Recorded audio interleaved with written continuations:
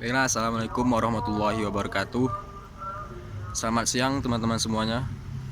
Semoga teman-teman dalam keadaan sehat dan selalu diberi perlindungan oleh Allah Subhanahu wa Ta'ala. Pada kesempatan kali ini saya akan menjelaskan tentang UAS, yaitu pada mata kuliah isu dan kebijakan otonomi daerah. Sebelumnya perkenalkan, nama saya Muhammad Zikri Nugraha Utama, nomor induk mahasiswa H1A119118. Baiklah, saya akan menjelaskan yang pertama, yaitu mengenai definisi dari tema kelompok kami tersebut. Untuk tema kelompok kami yaitu harmonisasi hubungan antara pemerintah pusat dan daerah dalam menghadapi pandemi COVID-19 atau COVID-19. Sebelum memasuki definisi dari tema tersebut, mari kita jelaskan yaitu harmoni dahulu. Adapun pengertian harmoni atau harmonisasi, arti kata harmonisasi secara umum adalah keselarasan, kesesuaian, kecocokan, dan keseimbangan. Secara etimologi,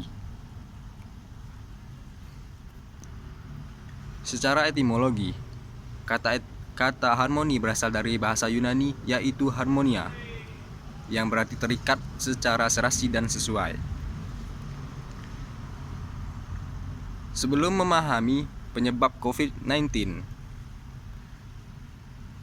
disebut pandemi, mari kita simak pengertian pada penyebaran suatu penyakit. Ada beberapa tingkatan yang terjadi, yaitu yang pertama pengertian endemi. Nah, endemi adalah penyakit yang muncul dan menjadi karakteristik di wilayah tertentu. Misalnya penyakit malaria di Papua.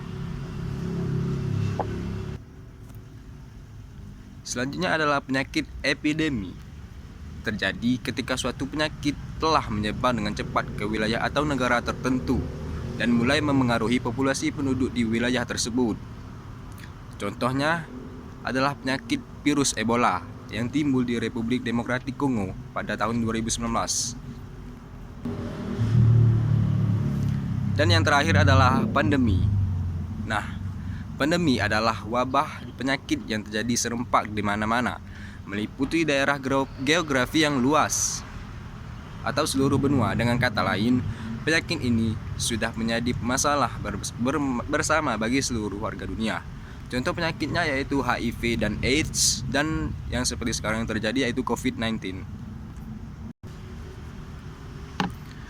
Menurut WHO, World Health Organization, pandemi adalah skala penyebaran penyakit yang terjadi secara global di seluruh dunia. Menyatakan suatu wabah sebagai pandemi artinya WHO memberi alarm pada pemerintah semua negara dunia untuk meningkatkan kesiapsiagaannya untuk mencegah maupun menangani wabah tersebut. Ini dikarenakan saat sebuah pandemi dinyatakan, artinya ada kemungkinan penyebaran komunitas terjadi. Oke, selanjutnya itu indikator atau bentuk-bentuk dari tema tersebut. Salah satu contohnya adalah harmonisasi kewenangan antara pemerintah pusat dan pemerintah daerah. Adalah menurut Undang-Undang Nomor 6 Tahun 2018 tentang kekarantinaan kesehatan, yang dalam undang-undang tersebut mengatur bahwa COVID-19 ditetapkan oleh pemerintah pusat sebagai kedaruratan kesehatan masyarakat.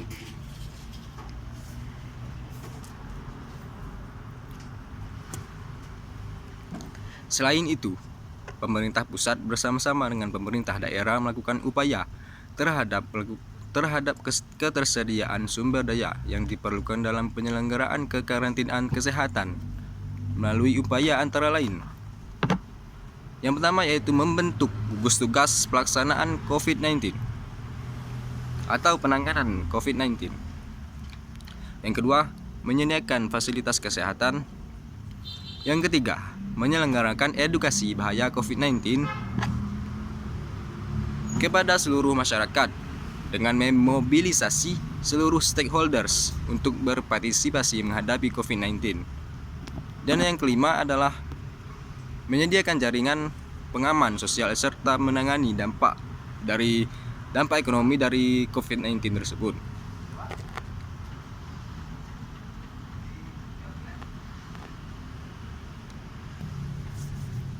Baiklah, selanjutnya yaitu kondisi lapangan atau kondisi ideal yang terjadi. Di sini kondisinya tidak sejalan, yaitu adanya perbedaan persepsi.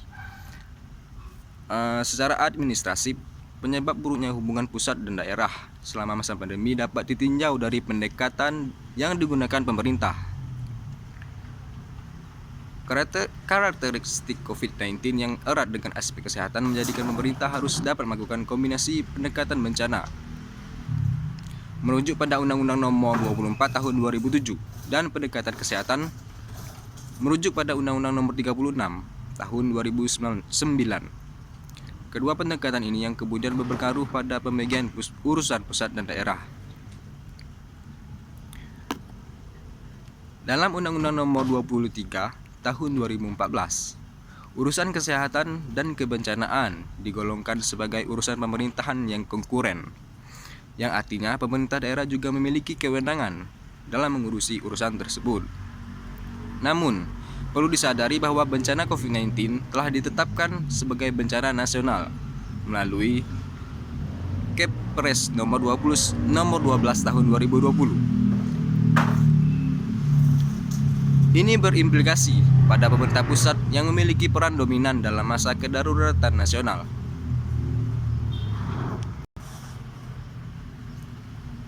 Di sisi lain, banyak kepala daerah justru menerapkan berbagai inisiatif lokal tanpa menunggu instruksi dan melakukan koordinasi ke pusat langsung.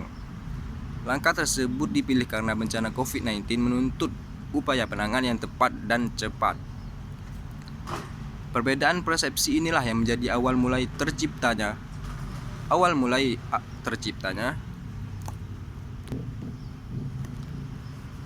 kekacauan penanganan COVID-19 di Indonesia. Walaupun kasus COVID-19 tercatat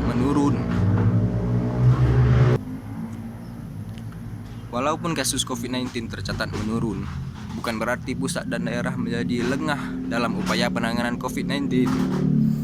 Masih terdapat banyak agenda ke depan yang perlu dilakukan sehingga menuntut relasi yang harmonis di antara keduanya, yaitu di antara pusat maupun di daerah.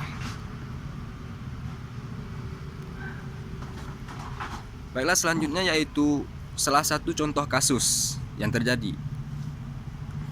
Nah, dalam hal ini yaitu saya ambil contoh yaitu soal vaksinasi. Pemerintah pusat memiliki kewenangan dalam pembiayaan vaksinasi tersebut. Namun, soal data dan pelaksanaan di lapangan, kegiatan vaksinasi tentu tidak bisa dilepaskan dari peraturan daerah atau pemerintah daerah melalui dinas kesehatannya.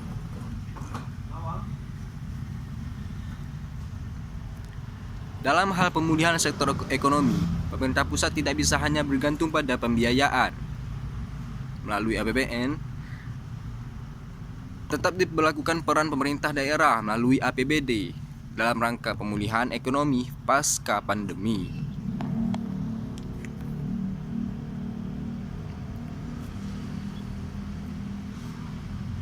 Baik, selanjutnya adalah solusi yang dapat saya tawarkan untuk kejadian tersebut. Pada prinsipnya, penting bagi pemerintah untuk menghargai usaha partisipatif daerah sesuai dengan karakteristik dan kemampuannya. Di sisi lain, daerah juga perlu menghargai eksistensi pusat dengan melakukan mekanisme koordinasi ke pusat agar terjadi berkesinambungan dan kesamaan persepsi. Melalui ini diharapkan tercipta upaya penanganan COVID-19 yang lebih maksimal. Baiklah, itu saja dari saya. Semoga dapat diambil manfaatnya. Mohon maaf atas apabila ada kekurangan atau bermaksud menyinggung, saya mohon maaf. Lebih dan kurang, terima kasih. Wassalamualaikum warahmatullahi wabarakatuh.